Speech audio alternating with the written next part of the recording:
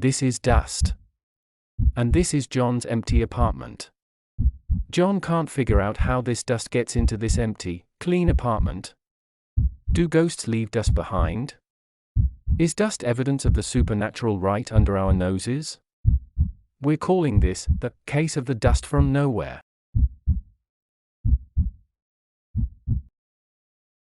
This is a story about an ordinary man. And it's a mystery. It's a story about an ordinary man named John. John is not his real name. But his story is real. You see, John is a 30-year-old man who lives alone in an apartment in the middle of the city. After the death of his mother last year from lung cancer, John moved into the new apartment to make a fresh start with new memories. On a typical day when he came home from work, he would play some video games, just to relax and chill out to clear his head. Afterwards, he would eat or clean up a bit. It was his first real apartment and he liked to keep it clean. He's not a neat freak, but he likes to be clean. And since he used to have asthma as a child, and because his mother died of lung problems, John is especially careful about cleaning up dust.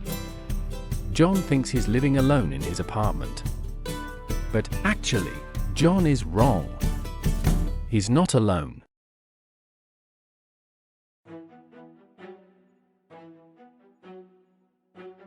He's not alone. And we'll see why.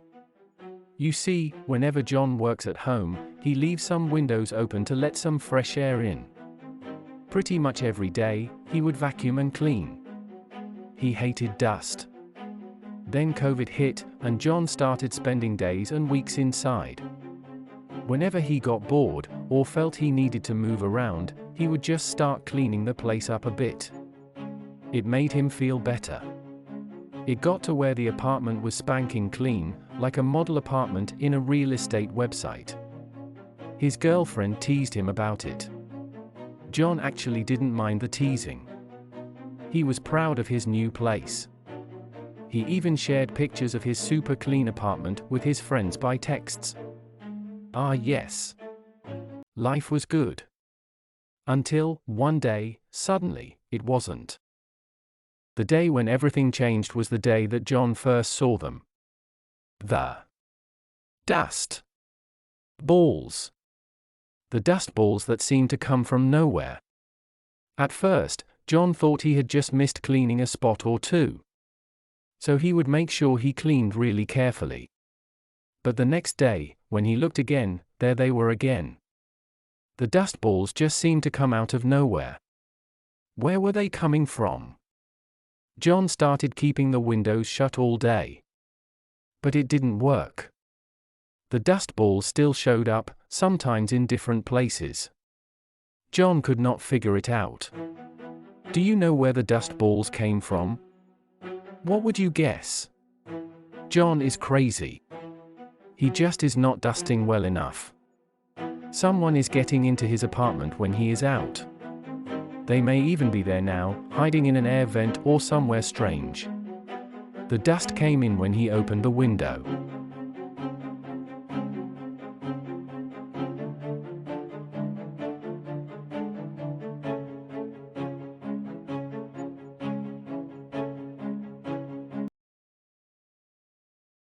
Now for the answer.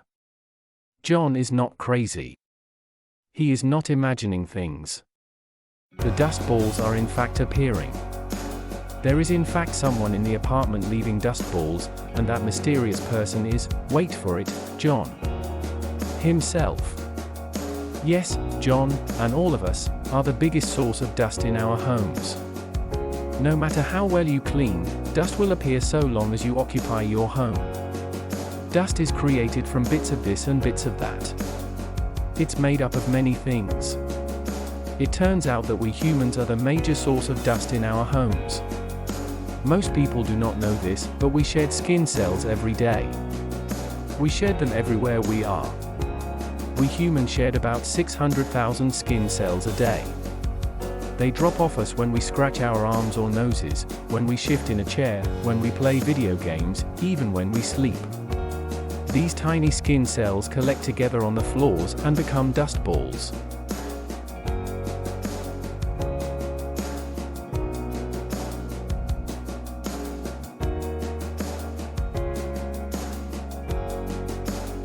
Scientists have studied dust for years. Dust is composed of human skin cells, and even substances from your home like paint and fabric fibers. Over 9,000 bacteria and fungi are in house dust. As a scientist from Duke University has said, "We humans are just like the Peanuts comic strip character Pigpen, walking around in a dust cloud all day." People add to the dust's organic load as their warm bodies volatilize deodorant or fragrance compounds from personal care products. Our skin cells and clothing fibers may also accumulate chemicals from the air before they are then shed to dust, where they can accumulate yet more chemicals. Men shed more dust filled with bacteria than women. And the type of bacteria are different. Men shed more of a bacteria called Corynebacterium. Women shed more of a bacteria called Lactobacillus, which usually inhabit the vaginal canal. The good news there is that the Lactobacillus bacteria from women can protect you from allergies.